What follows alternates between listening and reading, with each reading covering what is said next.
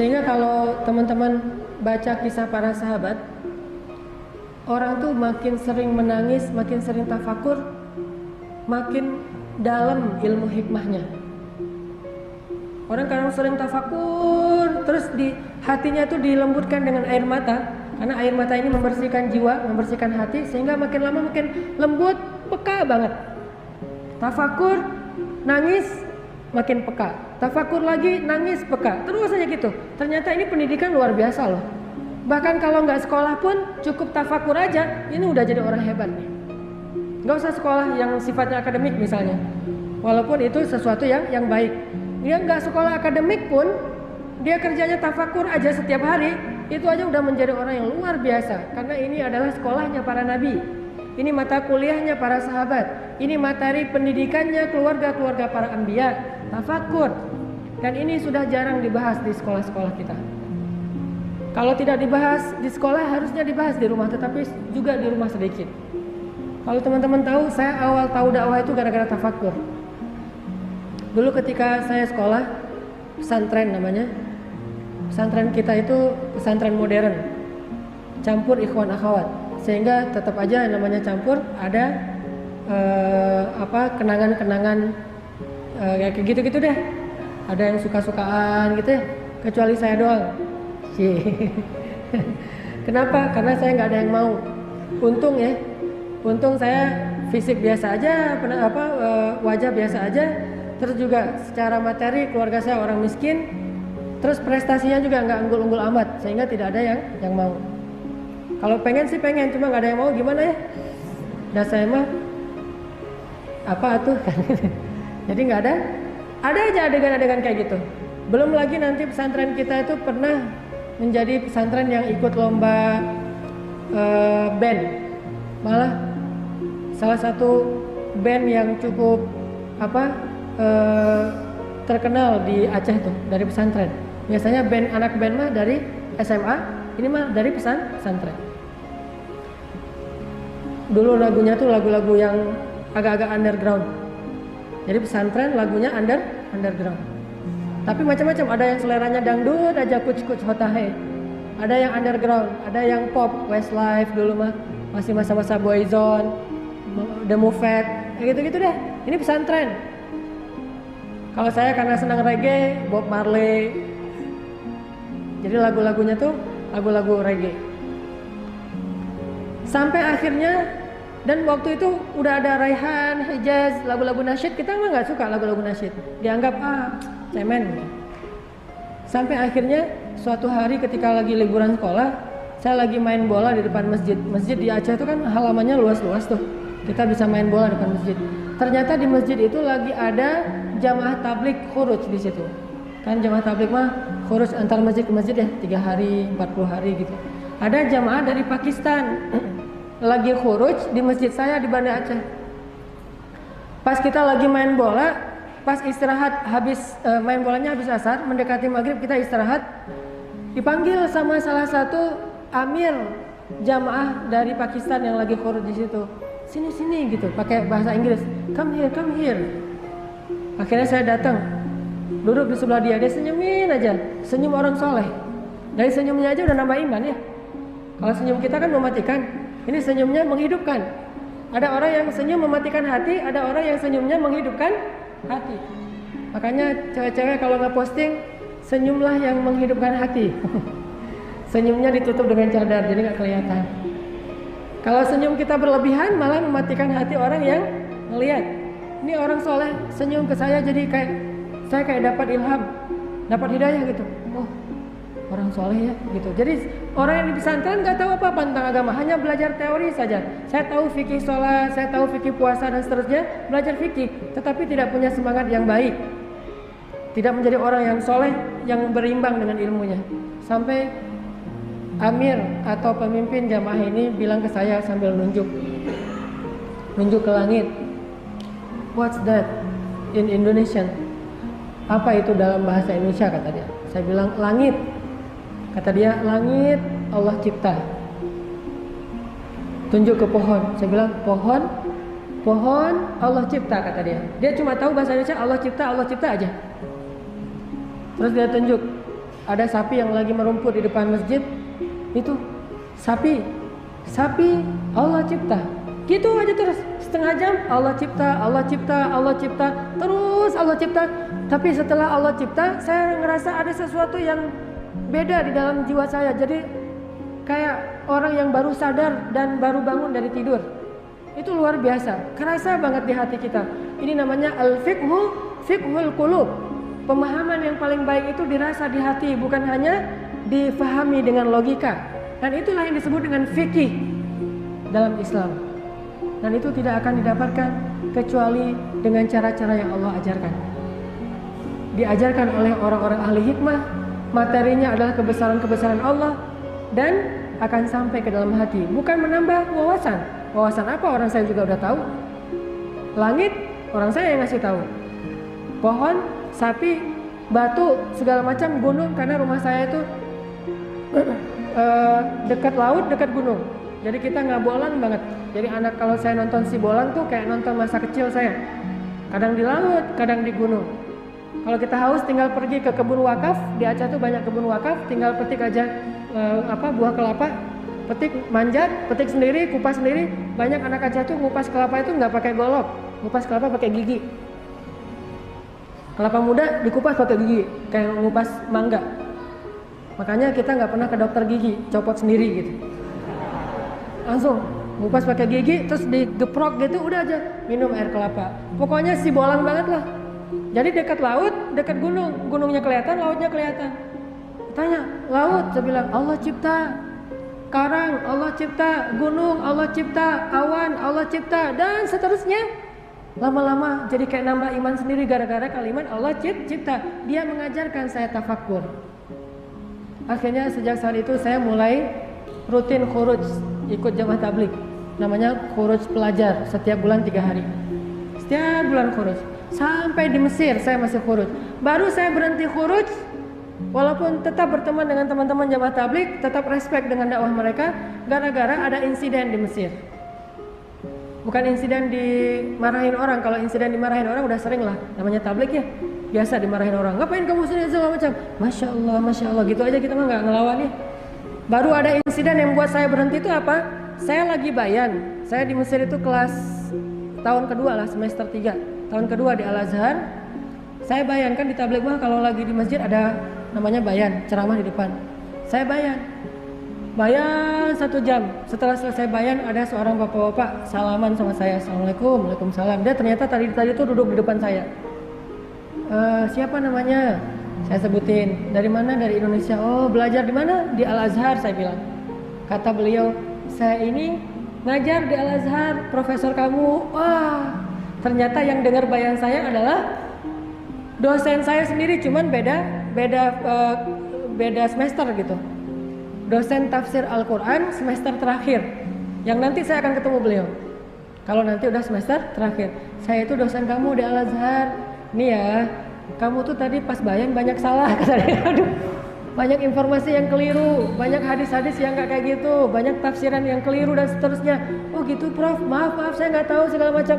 Makanya kalau kamu mau belajar, udah aja nggak apa-apa kamu khuruj, nggak apa-apa kamu berdakwah, tetapi jangan bayan dulu, karena bayan itu menyampaikan ilmu. Kalau nggak paham bisa membahayakan orang yang mendengar. Akhirnya saya minta maaf, dan sejak saat itu saya tidak berani lagi untuk bayan. Mulai saya belajar ke gerakan Ikhwanul Muslimin. Saya tinggal di pelosok yang banyak tokoh-tokoh ikhwannya. Salah satu guru ikhwan saya, Profesor Dr. Abdurrahman Uwais, meninggal dalam kudeta militer di Mesir, dan mudah-mudahan mendapatkan pahala syahid. Dan foto beliau tersebar di koran, saya tahunya di Indonesia beliau ditembak. Dan itu orang soleh banget, udah soleh baik lah gitu. Setiap beliau nggak pernah mengambil gajinya di kampus. Diambil sih 1.000 pon, tetapi setelah diambil langsung dibagi-bagi kepada mahasiswa. Saya sering dibagikan gaji beliau. Ditanya, kalau udah gajian langsung pergi ke kos-kosan mahasiswa Indonesia, nanya, anak-anakku udah pada beli buku belum? Belum Prof gitu. Ini beli buku, udah aja dibagi-bagi untuk beli buku kuliah. Udah pada bayar uang kuliah belum? Belum, bayarin kalau yang nggak dapat beasiswa. Bulan ini udah belanja beras belum, atau gandum atau apa? Kita mah pasti jawabannya belum, nama mahasiswa ya belum aja. Masalahnya belum aja semuanya. Untung si dokternya nggak kok belum aja nih jawabannya. Kasih aja setiap bulan tuh habis gaji beliau 1.000 pound untuk membiayai kita. Dan beliau hidupnya dari kebun. Dan setiap panen pasti datang bawa berkarung-karung hasil panen adas, kemudian gandum segala macam dibawa untuk mahasiswa. Ada yang zakat, ada yang sedekah, ada yang hadiah. Orang yang solehnya luar biasa. Saya kenal banget dengan beliau. Tidak sombong sama sekali. Rajin menabung. dan tidak sombong. Intinya teman-teman, saya sendiri ngerasa bahwa tafakur itulah yang mengantarkan saya kepada dakwah. Sehingga tafakur ini menjadi salah satu di antara amalan yang saya rasa cepat sekali menambah keimanan. Dan itu juga yang dilakukan oleh para sahabat. Salah satunya adalah yang paling senang tafakur itu Abu Bakar As-Siddiq. Itu hobinya tafakur banget. Sehingga karena Abu Bakar ini orang yang sangat rajin tafakur dan berkorban yang paling banyak untuk agama Allah, Allah kasih dia hikmah yang lebih dibandingkan sahabat yang lain. Sampai tingkat hikmahnya itu kepada kepekaan jiwa. Yang kalau kita mungkin nyebutnya dengan istilah basiroh, punya kepekaan jiwa. Itu Abu Bakar. Salah satu contoh kepekaan jiwanya, beliau memahami teks, memahami Al-Quran lebih dalam daripada sahabat yang ngerti tafsir. Makanya saya bilang, belajar Al-Quran jangan hanya membaca teks, jangan hanya membaca tafsir, jangan hanya membaca syarah hadis, tapi tafakur juga. Karena ketika kita udah tafakur, kita akan memahami itu lebih dalam daripada orang yang ahli secara wawasan dan teori. Abu Bakar membuktikan itu. Contohnya ketika turun ayat Al-yawma akmaltu lakum dinakum wa atmamtu alaikum ni'mati wa raditu lakumul islam dina. Idza jaa nasrullahi wal fath wa ra'aitan nasa yadkhuluna fi dinillahi afwaja.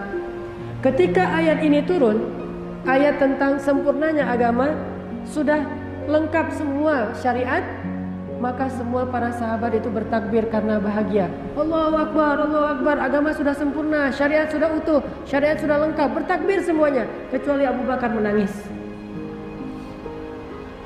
Mereka mengira ayat ini adalah ayat berita gembira, agama sudah sempurna, akan dimenangkan oleh Allah. Berarti ini ayat berita gembira, mereka bertakbir. Sedangkan Abu Bakar menangis. Lalu orang-orang bertanya, "Ma yubkika ya Abu Bakar? Kenapa engkau menangis wahai Abu Bakar?" Abu Bakar mengatakan, memang ini adalah ayat berita gembira. Tetapi di sisi yang lain, ketika Allah sudah menyempurnakan agamanya, berarti tugas Nabi sudah selesai.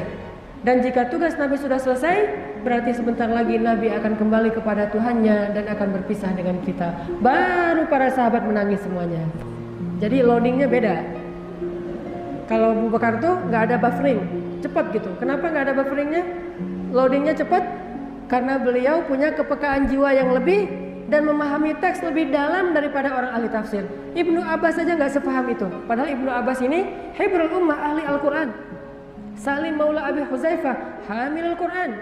Ibnu Mas'ud, qari'ul Quran, qari'nya Nabi SAW. Tetapi ketika turun ayat ini, mereka memahami secara teori. Abu Bakar memahami apa yang ada di balik itu, namanya hikmah. Karena hikmah itu sesuatu yang dibaliknya, yang tidak akan terlihat hanya dengan pemahaman teoritis atau ilmiah. Itulah Abu Bakar As-Siddiq. Baru mereka pada nangis.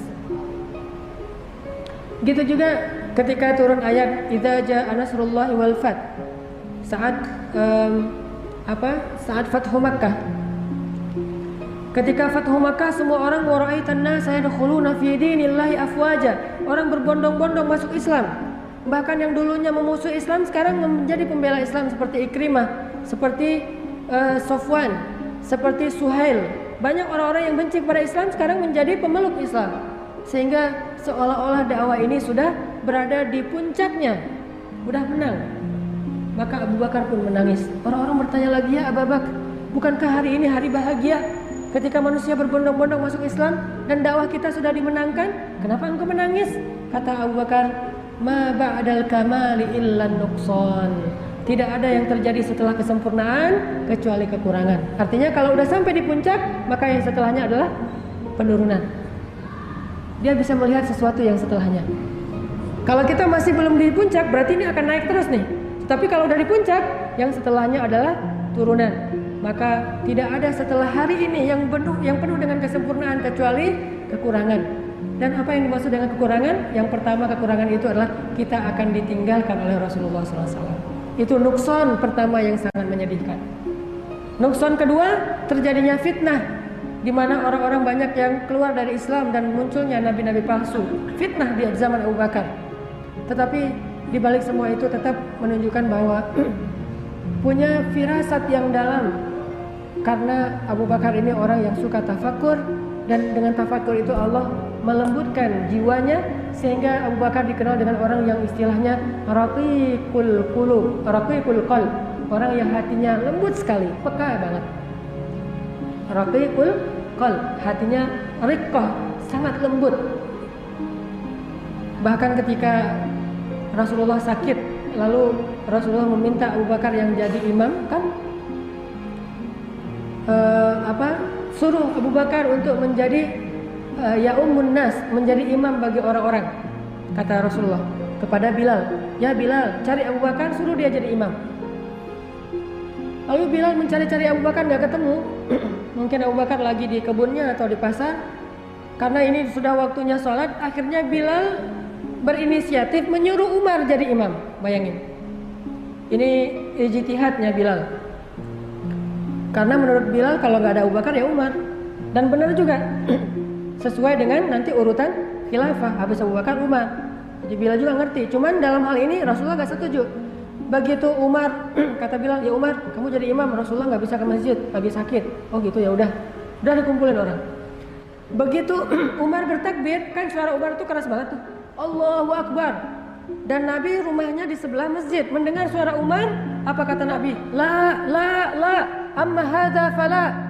Jangan, kalau yang ini jangan nih, jangan, kata Rasulullah teriak dari dalam rumahnya. Langsung Umar membatalkan sholat, nyari Bilal, dipukulin Bilal sama Umar.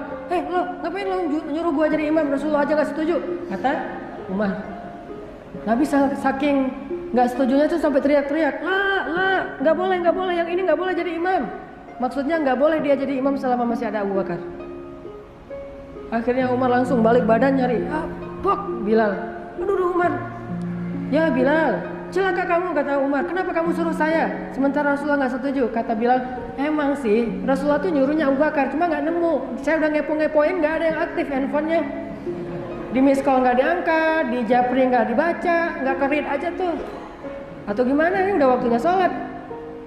Akhirnya semuanya pada dikerahkan nyari-nyari Abu Bakar. Pas Abu Bakar datang, baru Abu Bakar menjadi imam dan Rasulullah diam, setuju dengan keimaman Abu Bakar.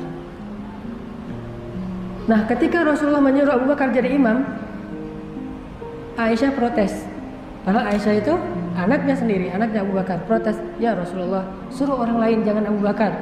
Sesungguhnya Abu Bakar itu orang yang lembut sekali hatinya. Kalau dia jadi imam, saya khawatir lebih banyak menangisnya daripada bacaannya. Bayangin, baru Bismillahirrahmanirrahim, Alhamdulillahirabbil alamin, udah aja nangis. Ini kapan selesainya nih, nangis melulu. Karena Abu Bakar itu kalau baca Quran, satu ayat baca, nangisnya kayak udah baca satu lembar. Baca lagi satu ayat, nangisnya lama seperti baca satu lembar. Nangis saja, karena hatinya lembut. Dan dia paham sesuatu yang tidak difahami secara teori, tafakur. Sampai pada waktu subuh, setelah Rasulullah selesai sholat, Rasulullah berdiri di atas mimbar. Ini hari subuh terakhir Rasulullah sebelum wafat. Itu hari terakhirnya Rasulullah di muka bumi. Rasulullah berdiri dalam keadaan lemah, keringetan, lagi meriang berat, dan itu sakit keras beliau memaksakan berdiri. Dan Nabi mengatakan, wahai kaum muslimin, sesungguhnya ada seorang hamba Allah yang diberikan pilihan oleh Allah antara kembali kepada kekasihnya atau tetap bersama keluarganya. Maka hamba itu pun memilih untuk kembali kepada kekasihnya karena dia rindu kepada kekasihnya. Langsung Abu Bakar yang duduk di depan mimbar nangis. Umar terus menoleh Abu Bakar. Abu Bakar, ngapain nangis? Bisa aja itu yang dimaksud adalah Bani Israel, laki-laki itu adalah Bani Israel. Jadi Umar memahami Nabi lagi berkisah nih. Ada seorang laki-laki yang diberikan pilihan mau kembali kepada kekasihnya atau tetap bersama keluarganya. Dia memilih kembali kepada kekasihnya karena tidak tahan dengan rindu kepada kekasihnya. Oh, ada ya Bani Israel. Kirain sama Umar Bani Israel orang soleh. Lalu Abu Bakar mengatakan, ya Umar, tahukah kamu siapa laki-laki itu? Kata Umar, emang siapa? Dialah Rasulullah Sallallahu Alaihi Wasallam. Beliau ternyata sudah diberikan pilihan untuk kembali kepada Allah atau tetap bersama kita, dan beliau telah memilih untuk kembali kepada Allah. Baru satu masjid nangis. Selalu aja gitu. Beda. Yang satu udah nangis duluan, yang lain, oh ya udah nangis deh. Jadi, nangisnya nunggu komando dari Abu Bakar. Dan itu juga luar biasa ya, Rasulullah mah nyawanya ditawar ya. Rasulullah mau meninggal enggak? Mau dong gitu. Rasulullah mau meninggal atau mau tetap hidup ya Rasulullah? Meninggal aja deh Rasulullah mah. Kalau kita coba, Ustaz mau meninggal sekarang? Oh jangan dong, saya belum beres ya, segala macam alasan modus gitu ya. Jangan meninggal sekarang, tuh ombak lagi bagus tuh. Ntar aja kalau pulang dari Batu Karas misalnya, ombak dulu. Ini artinya Rasulullah itu sampai nyawanya aja ditawar sama Allah. Malaikat yang datang tuh nggak enak hati, cabut nggak ya, nggak tega, kayak seorang dokter mau nyuntik anaknya sendiri. Kalau nyuntik anak orang kan nyuntik aja kan ya. Atau mau mengkhitan putranya sendiri kan, gimana nih kasihan nih anak saya, udah kamu nggak usah dikhitan aja deh. Padahal dia dokter ahli khitan, yang orang lain mah dikhitan aja, ini mah nggak berani karena nggak tega. Begitu malaikat mau mencabut nyawa Rasulullah, malaikat nggak tega, nyabut dikit-dikit. Pas Rasulullah mengatakan sakit gitu, oh ya tante jangan, dilepas sama malaikat. Jadi nyawanya tuh mau dicabut, dilepas lagi. Sakit ya Rasulullah, maaf, nggak jadi lagi tuh, cabut lagi nggak jadi. Bukannya Rasulullah mudah, susahnya mungkin kadang-kadang malaikat nggak tega tuh. Jadi pelan dicabut, Nabi kesakitan langsung dilepas lagi. Saking cintanya malaikat kepada Rasulullah SAW, sampai nggak tega banget mau nyabut nyawa Rasul. Belum lagi nanti malaikat Jibril duduk di sebelah Nabi, seolah-olah kayak sahabat dekat banget megangin Nabi. Pas Nabi lagi dicabut nyawanya, ngelihat ke arah Jibril berpaling. Sampai Nabi bertanya, ya Jibril, apakah engkau benci melihat wajahku? Kata Jibril, bukan ya Rasulullah, saya nggak tega. Coba bayangin, adegannya sampai segitu banget tuh. Rasulullah lagi dicabut nyawanya, Jibril nggak mau ngelihat. Gini aja Jibril, coba bayangin Jibril yang perkasa, tiba-tiba jadi gitu, nggak mau ngelihat. Aduh, nggak tega ya Rasulullah dicabut nyawanya. Coba kalau yang lain, yang mana orangnya diliatin gitu ya, ditonton sama malaikatnya. Ini mah nggak ditonton karena malaikat nggak tega. Dan ternyata Abu Bakar paham tentang hadis itu. Umar nggak paham. Ini orang yang rajin tafakur,